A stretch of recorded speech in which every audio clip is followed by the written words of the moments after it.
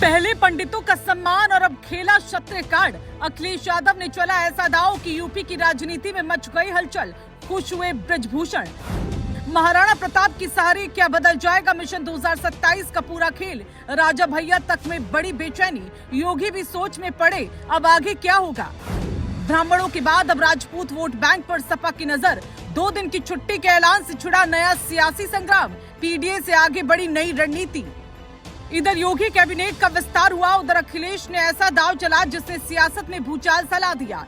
2027 विधानसभा चुनाव भले अभी दूर जरूर है, लेकिन उससे पहले ही उत्तर प्रदेश की राजनीति में पूरी तरह से गर्मा गई है, जिसने बड़े बड़े नेताओं को भी सोचने पर मजबूर कर दिया। पहले पंडितों और मंदिरों की बात करके चर्चा में आए अखिलेश यादव अब खुलकर क्षत्रिय राजनीति की तरफ बढ़ते दिखाई दे रहे हैं। लखनऊ में समाजवादी पार्टी कार्यालय में महाराणा प्रताप जयंती कार्यक्रम के दौरान अखिलेश यादव ने जिस तरह 2 दिन की छुट्टी का बड़ा ऐलान किया, उसके बाद सियासी गलियारों में नई बहस शुरू हो गई। सोशल मीडिया पर लगातार यही चर्चा होने लगी कि क्या अब समाजवादी पार्टी भी हिंदुत्व और राजपूत राजनीति के मैदान में बड़ी एंट्री कर चुकी है। सबसे ज्यादा हलचल इस बात को लेकर है कि जिस वोट बैंक को बीजेपी की सबसे मजबूत ताकत माना जाता था, अब उसी पर सपा नजर गड़ाती दिखाई दे रही है।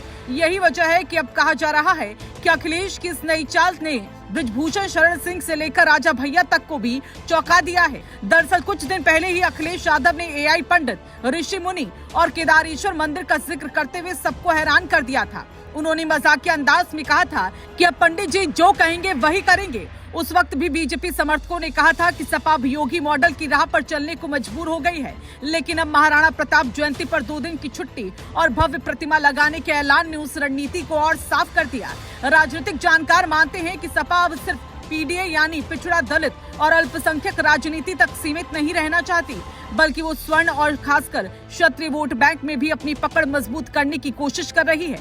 बड़ी बात यह है कि यूपी में राजपूत और क्षत्रिय समाज का वोट प्रतिशत करीब 7 से 9% माना जाता है और कई सीटों पर यही वोट हार जीत तय करता है। पूर्वांचल, अवध और पश्चिम यूपी की दर्जनों सीटों पर क्षत्रिय समाज का सीधा प्रभाव माना जाता है। लंबे समय से बीजेपी इस वर्ग पर मजबूत पकड़ बनाए हुए है और योगी आदित्यनाथ की छवि भी इसी वर्ग में काफी मजबूत मानी जाती है। लेकिन अब सपा जिस तरह महाराणा प्रताप और क्षत्रिय गौरव की राजनीति को आगे बढ़ा रही है, उससे नए समीकरण बनने की चर्चा तेज हो गई। इधर राजनीतिक गलियारों में ये चर्चा भी तेज हो गई है कि इस नए दाव से कई बड़े क्षत्रिय चेहरे भी सतर्क हो गए हैं। बृजभूषण शरण सिंह, राजा भैया और दूसरे प्रभावशाली नेताओं के समर्थकों के बीच भी इस मुद्दे पर चर्चा बढ़ गई, क्योंकि लंबे समय से यूपी की राजनीति में क्षत्रिय नेतृत्व को लेकर अलग पहचान बनी हुई है। अब अगर सपा उसी मैदान में उतरती है तो आने वाले दिनों में सियासी मुकाबला और दिलचस्प हो सकता है। हालांकि बीजेपी समर्थक इसे सिर्फ चुनावी मजबूरी बता रहे हैं। उनका कहना है कि योगी सरकार के हिंदुत्व, कानून व्यवस्था और विकास मॉडल के सामने विपक्ष को अब धार्मिक और जातीय प्रतीकों का सहारा लेना पड़ रहा है। लेकिन सवाल यही है कि क्या ये रणनीति सच में काम करेगी, क्योंकि यूपी की राजनीति सिर्फ बड़े ऐलानों से नहीं बल्कि बूथ स्तर के संगठन और जमीन पर पकड़ इससे तय होती है। बीजेपी इस वक्त अयोध्या, काशी, मथुरा और धार्मिक कॉरिडोर जैसे मुद्दों के साथ लगातार आक्रामक दिखाई दे रही है। अब सबकी नजर इसी बात पर टिकी है कि क्या अखिलेश यादव का ये नया दाव सच में बीजेपी के मजबूत वोट बैंक में सेंध लगा पाएगा, या फिर योगी मॉडल के सामने ये रणनीति भी कमजोर पड़ जाएगी। लेकिन इतना तय है कि इस चाल ने यूपी की राजनीति में नई बेचैनी जरूर पैदा कर दी है।